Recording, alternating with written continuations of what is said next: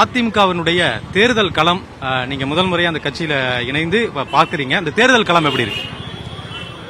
அருமையாக இருக்கு.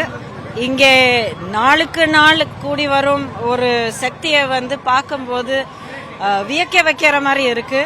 அவ்வளோ உற்சாகத்தை கொடுக்குது. அதுக்கப்புறம் எல்லாத்துக்கும் மேல நான் எடுத்த முடிவு மிக சரியான முடிவு அப்படிங்கிற ஒரு உறுதி கொடுக்குது. பாரதிய ஜனதா கட்சியில ஏற்கனவே நீங்க செயல்பட்டு வந்தீங்கன்ற காரணத்துக்காக இந்த கேள்வியை கேட்கிறேன். இப்ப பிரச்சாரத்தின் பொழுதும் கூட அதை சொன்னீங்க. வேட்பாளருக்கே அங்க ஆள் இல்லை, அதனாலதான் ஆளுநரை ராஜினாமா செய்ய வைத்து கொண்டு வந்திருக்காங்கன்றது. அதனுடைய செயல்பாடுகள், கட்சியினுடைய செயல்பாடுகள் நேரில் பார்த்தவன்ற முறையில இது குறித்த சொல்லுங்க.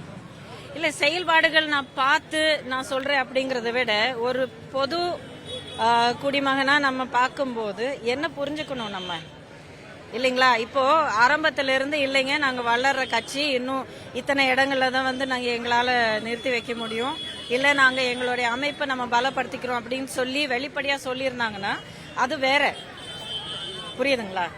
சோ அப்படி இல்லாம நான் ஒரு வாக்காளராக நான் பார்க்கும்போது ஒவ்வொரு கட்சியினுடைய பலங்களும் வீக்னஸஸும் நான் பார்க்கும்போது இந்த ஒரு செயலுக்கு நான் என்ன புரிஞ்சுக்கணும்? ஏன்னா ஆளுநர் அப்படிங்கிற பதவி அரசியல் தாண்டினது. அது ஜனாதிபதிக்கான அதுக்கு அடுத்த பதவி. அது ஜனாதிபதியினுடைய பிரதிநிதியே ஆளுநர். It is beyond and above all politics. அப்படி இருக்கிற பட்சத்துல அவங்க நேத்துக்கு முந்தா நேத்து போனல இத்தனை வருஷமா எவ்வளவு அழகாக அவங்க அவங்களுடைய டியூட்டிஸை பூர்த்தி செஞ்சு அவ்வளவு அருமையான வகையில அவங்க செயல்பட்டு இருந்தாங்க. அவசரமா தேர்தல் அறிவிக்கிற அந்த நேரத்துல அவசரமா அவங்களுக்கு கூட்டிட்டு ராஜினாமா செய்ய வச்சுட்டு மறுபடியும் உறுப்பினர் கார்டை கொடுத்துட்டு இந்த தொகுதி அப்படின்னு சொல்லி நிக்க வைக்கிறது, இது அதான் நான் ஏற்கனவே சொன்ன மாதிரி இது அவங்க மேலான ஒரு அபிப்பிராயம் இல்லை. அப்படி செய்ய வேண்டிய ஒரு கட்டாயத்துல இருக்கிற கட்சியினுடைய உண்மையான நிலைப்பாடு என்னன்னு நம்ம புரிஞ்சுக்கணும். பொதுவாக திரைத்துறையைச் சேர்ந்தவர்கள் தேர்தல் காலங்களில் ஒரு கட்சியில் இணைவார்கள். அதிலிருந்து நீங்க எந்த அளவுல நீங்க வேறுபடுறீங்க? பொதுவாக பண்றது பத்தி எனக்கு தெரியாதுங்க. என்னோட முடிவுகள் எப்பவுமே என்னோட தான் இருந்திருக்கு.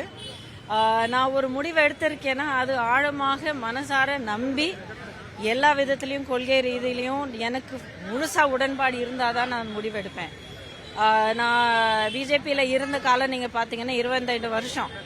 கட்சியில இருந்து கட்சி மாறுறதோ கட்சி தவறதோ அந்த ஒரு விஷயத்துக்கு பேச்சு கொடுக்கறதுக்கு இடமே இருக்காது. ஏன்னா என்னுடைய யோசனையா இருக்கட்டும், இல்லை என்னுடைய பற்றாக இருக்கட்டும், எதுவா இருந்தாலும் ஒரு தடவை ரொம்ப ஆழமா சிந்திச்சு தான் நான் முடிவெடுப்பேன். எனக்கு முழு நம்பிக்கை இருந்தும் அந்த கொள்கை மேல எனக்கு உடன்பாடு இருந்தாதான் நான் ஒரு முடிவெடுப்பேன். அப்படிப்பட்ட ஒரு சூழ்நிலை தான் இப்ப எடுக்கப்பட்ட முடிவு.